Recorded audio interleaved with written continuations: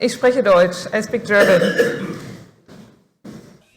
Η δικαιοσύνη, ειρήνη, συμφιλίωση, conciliation and justice are Christian terms you mentioned, but are these values should they be characterized as Christian? Because we're already in a dialogue with many people who do not belong to a specific church. Or is it that these values which everyone can subscribe to, or could we work them together to see how we can move on, and if there is a conflict between peace and justice, because there is the question of what we have to say, and I think we have sources, we have biographies, sources, and they all speak of these values that love and justice can be reconciliated and can mate. And I think that it is not so important to have one term in a text. What is important is the history, that we represent Christianity to those who represent something else, something different. Yes. Titles.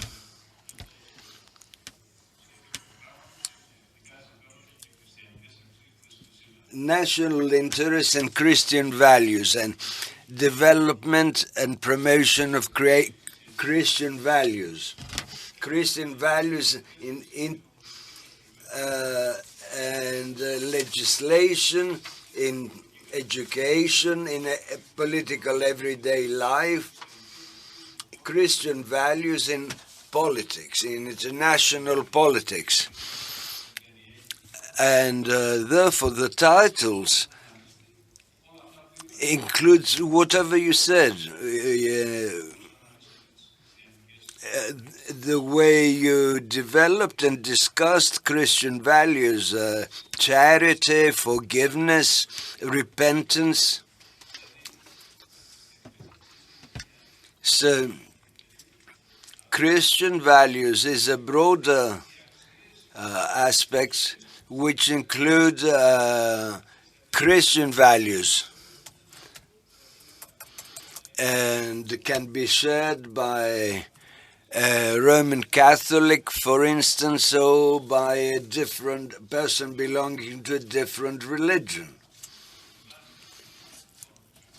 But the basis of Christian values has a European dimension, but also a Greek dimension.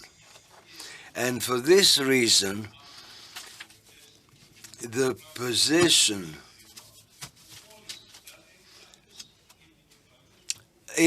what you're discussing are the very titles I quoted, and the word Christian appears there.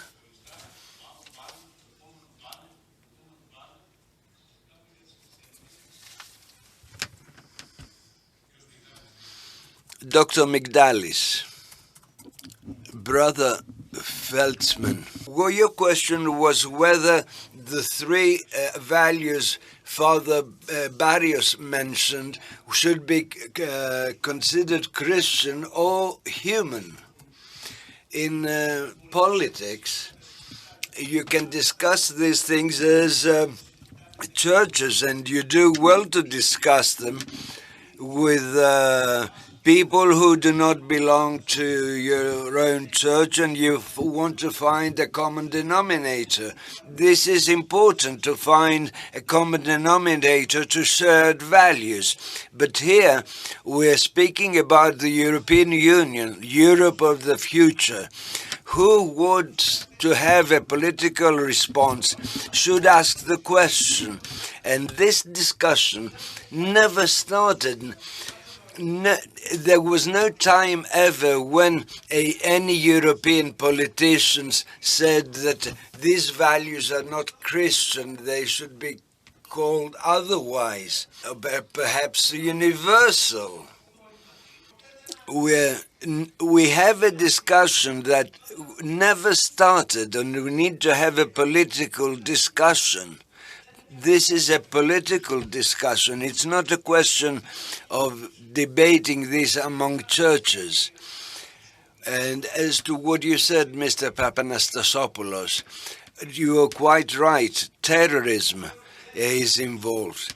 But it was not the right-wing parties which accepted it happily and jovially. The left-wing parties also accepted it because there was a terrorism also.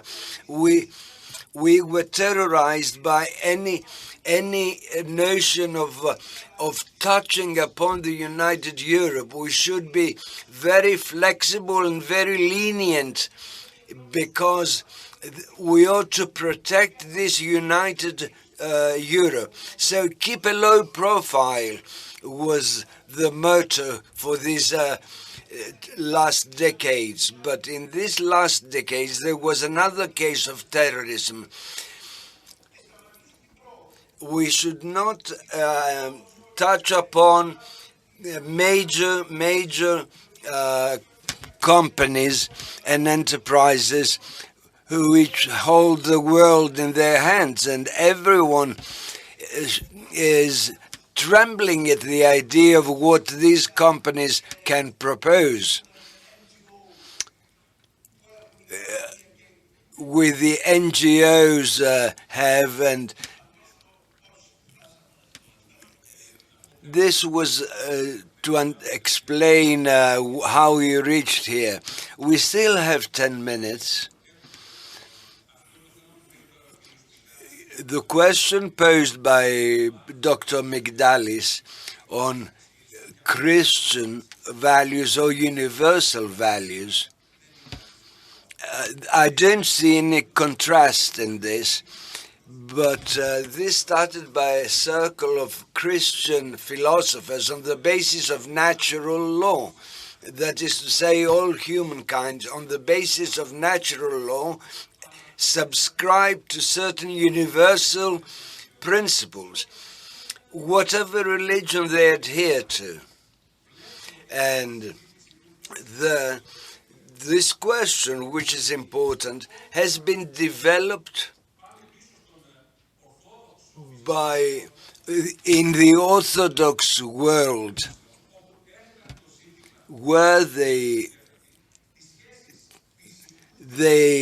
discuss the question of natural law and Christian values. And many fathers of the Orthodox Church made specific reference to the scriptures where Christ himself saying, and it is true, that the reference to the natural law, which is mentioned so frequently since the French Revolution. We can say whatever we want about the French Revolution, but the chart refers to universal values, equality, liberty, non-fanaticism, and so on. And this can be subscribed to by all parties. And I come back to these universal values, and I'll give the floor to Mr. Prof. Evidently, he wishes to make a comment on this. So, the founder of our faith says that all men, by themselves and by the law of their heart, can judge between just and unjust, between good and evil. So there you have a link between Christian and universal values. Mr. Prof. Die Frage nach den allgemeinen Werten, den christlichen Werten, ist eine Ebene.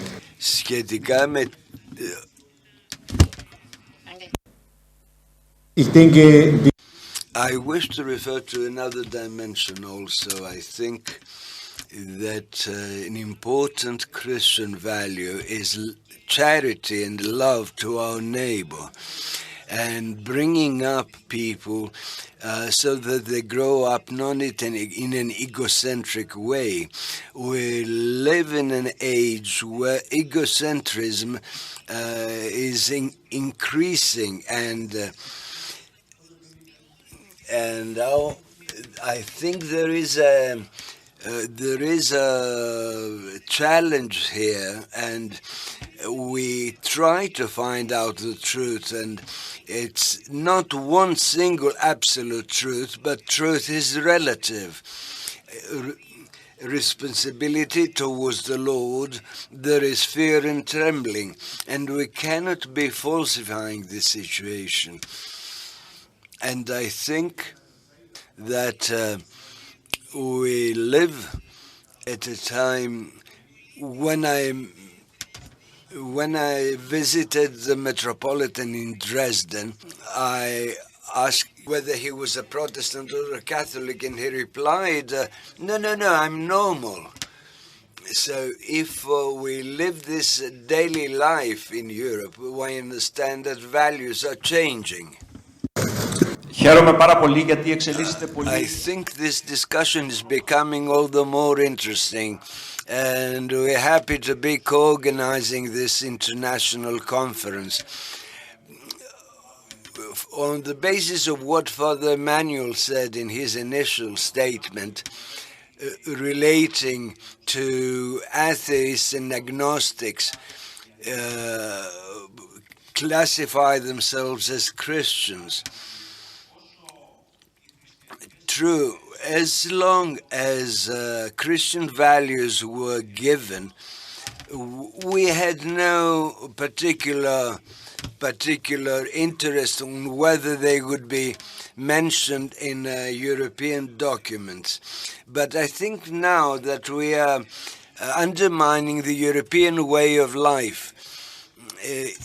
there was a particular portfolio on protecting the way of European life, way of living, on Margaritis Chinas. And recently, he visited the Hellenic Parliament, and addressing on, I asked, what is the European way of life? It is surely influenced by Christian values, by the Enlightenment, by equality and freedom. But are these things given in our day? In Germany, for instance, recently, in Rhineland-Pfalz, the police discovered that a gang of young people, young Muslims, imposed Sharia law involving the stoning of a classmate of theirs who they considered to be dressing not in a proper Islamic fashion. We used to speak of Christian Europe. This is not the case anymore. When Turkey submitted a request for accession, one of the arguments was that the European Union was not a exclusively Christian club.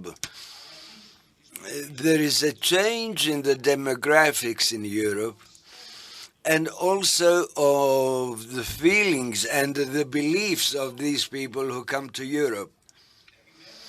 But reinforcing and adhering to Christian values, it's not a question of what each one believes, but what is this European way of life which is based on these Christian values? The fact that it was the atheists And now these atheists consider themselves and identify themselves as Orthodox. I don't know how important it is for Europe, because it shows what it does for the future of Europe. On what the Secretary General said. Let's have some more questions. Dalai Lama said that Islam is not compatible with Europe. And obviously, on the basis of his religion, wanted to speak of the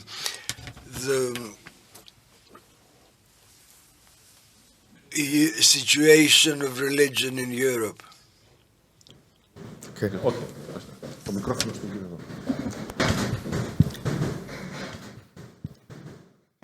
Thank you. Fergus O'Bara from the European Parliamentary Research Service. The title of this panel, if I understand, was Promotion of Christian Values in the Public Field, Public Sphere, also political sphere. Talked a lot about what are Christian values. I'd like to ask a question about what is promotion? How do you promote? And maybe particularly address it to we have a number of politicians on the panel, Snezhana and Letizia, who have experience being in public life and as a Christian actively engaged in public life. Do you feel a need to accentuate your Christianity, or can you defend and promote Christian values in a way that Ranner would have called anonymous Christianity, or are there other people who are maybe promoting Christian values who are not nominally Christian but able to promote them in politics alongside you in a very Christian way? Thank you. Okay. Letizia? Okay, thank you for your questions. But I think firstly that we should consider do we will our values named as a Christian values. And I was listening very carefully discussion, and I really believe that nothing is granted. And I really sometimes I'm really afraid by changing over our societies that we have took our continent or our European countries for granted as Christians, or as granted that our common social values are based on Christian values, but nothing is granted. And I think that we should be very careful and not leave even terms something beside, because things are changing too fast, and let's be careful, really careful, not to lose our countries, our way of life. And what is practical position of our politicians is from the topics to topic. We are choosing the approach that we will stand for. For example, in field of demographics or school systems or contents of our school books, etc. And if you are watching, and you're as a researcher, I'm sure that you are doing so, how many problems we have with terms in our school books regarding the position of values, specifically Christian values. I think that you have mentioned the term that we have sometimes auto-censored, I would say, and that a position of majority in politics is not to disturb anyone anyone who maybe is not Christian. And we are aware that we have so many citizens in our country, and it's normal. But censorship, auto-censorship, is really too dangerous thing. And so-called, you had good term for that. Kako se kaže da se bude Politiki ortod. Da se bude dovoljno obazriv prema drugima. Political correctness. Political correctness is maybe a tool that could be moved against our values and a basis of our societies. Thank you for the intervention. Leticia? I remember when we discussed in the Italian Parliament and in groups of parliamentarians on the end of life. I tried to prepare myself. I confronted myself with very good expert and Christian expert. And at the end, I remember we decided that it's better to do nothing. That some day later, I went to a discussion among politicians, and I tried to listen to the position of other colleagues, not Christian colleagues. And we listen each other very well. And at the end, we decided that it's better to do nothing in the moment. Sometimes, if you listen each other, if it's not the moment, if the moment has not arrived to do a new law, to do something, to do a new policy, we can decide together that it's better to wait. And I think that there are a lot of issues that on which we are not prepared, we are not understand as humanity, as Christian, as churches, we are not already understood what is a good answer to this problem of our city, of our humanity, of our... And we have to be with humility and with dialogue to arrive to this, to decide to wait and to study more. This was one of my experience. Thank you very much, Leticia. Andreas, who is also a professor at the Faculty of Theology. First of all, I would like to congratulate you for this excellent conference that we are attending, which has put forward extremely significant matters. And the question comes to mind. At the end of the day, is this a spiritual or an ideological question? Let me be more specific. All people have passions of their own. If we do not treat them, heal them, eradicate them, harness them, then this people's passions are expressed daily in all aspects of our personal, social, and professional life, and also universally. What Mr. Sulanos troubled me greatly. If a single person sins, the whole of the universe suffers from this sin and is not at peace. So, at the end of the day, are ideologies attempting to resolve the spiritual problem of our days, or are ideologies aiming to tackle specific social problems?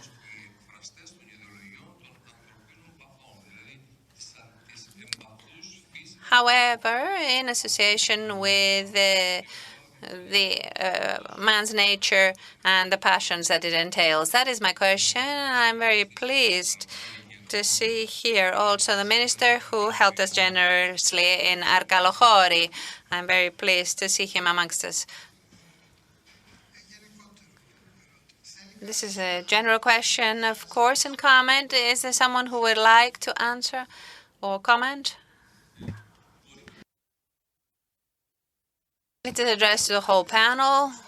I don't know if one of our speakers would like to answer. So what His Eminence is saying is very important. Is the problem people's ideology, but doesn't people's ideology encompass their passions?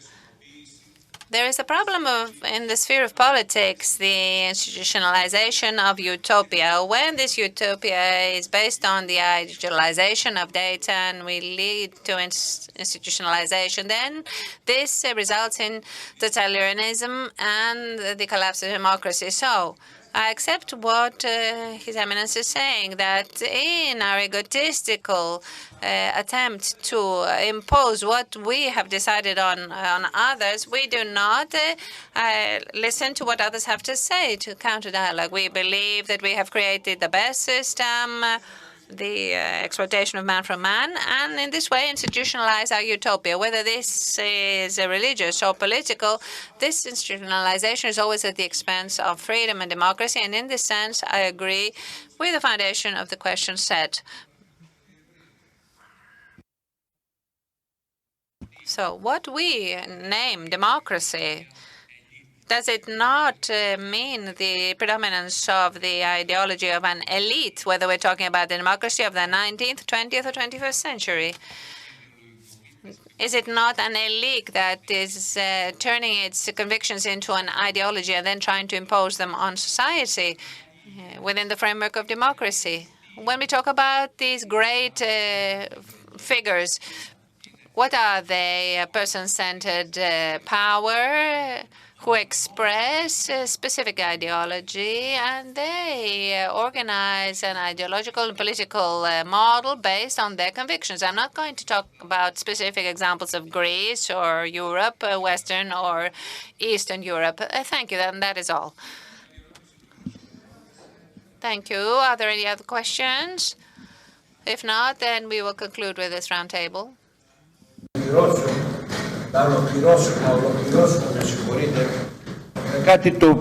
allow me to conclude the roundtable with something of a lighter nature, let's say. And I'm referring to dear Mr. Obeara and the office that he represents.